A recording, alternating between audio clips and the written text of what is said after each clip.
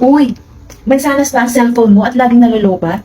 Aba, ito, meron akong nakita dito sa TikTok na product ng RII ay napakabilis mag-charge. Fast charging na to. 20 watts at saka USB type na siya. Within 30 minutes, nakaka 60% na siya nag-charge. O saan ka pa, diba? Kaya naman, kung ako sa iyo, sa halagang 159 pesos lang, ay mag-check out ka na kasi napaka-quality at fast charger itong ating charger.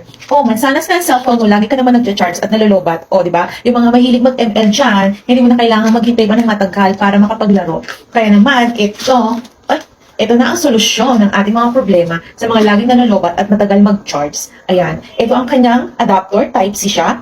Ayan, ito ang kanyang cord.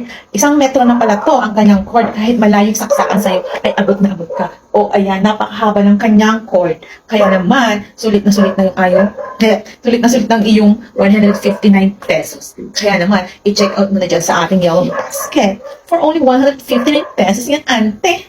Check out na.